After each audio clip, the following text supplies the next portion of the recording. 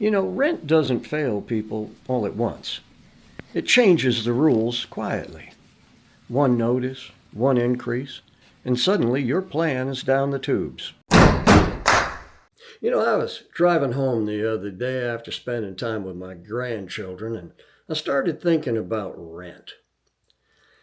Not just about how high it is, but how unstable it can feel.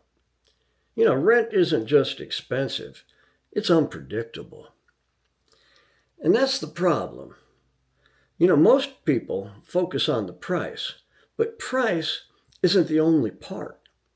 The real issue with rent is timing and control, or the lack of it.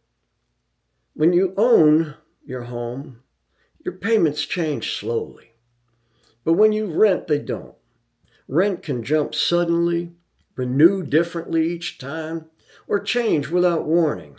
And when you're on a fixed income, that kind of swing hurts. Fixed income means that your money shows up the same way. But you know what? Rent doesn't care about your income schedule. One letter, one notice, 1 month, and your plan is down the tubes. And that's how people get caught. Not all at once, but quietly. And remember, moving isn't free. And boy, I hate moving. Oh man, I hate moving with a passion. It costs money. It costs energy. It costs stability. Then you got the deposits, the first, the last, the kiddie deposit, the trucks. Don't forget the helpers and all the time involved. And each move makes the next move harder. Did you ever notice that?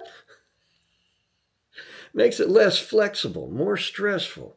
Over time, rents start dictating your decisions. Where you can live, what you can afford, how much can you save, what risks can you take.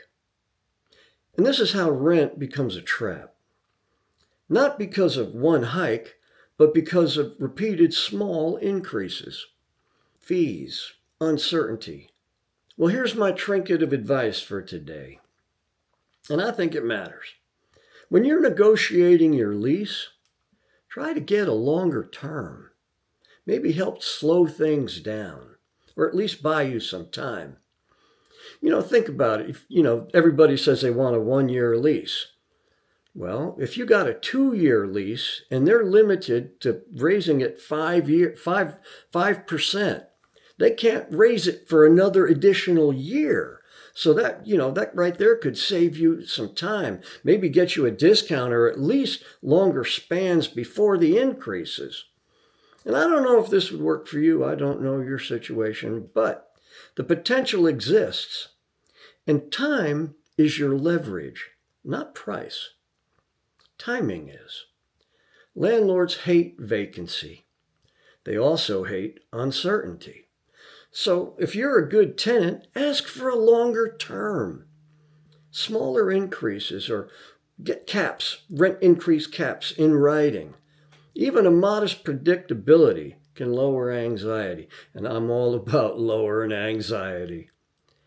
And know when your lease ends.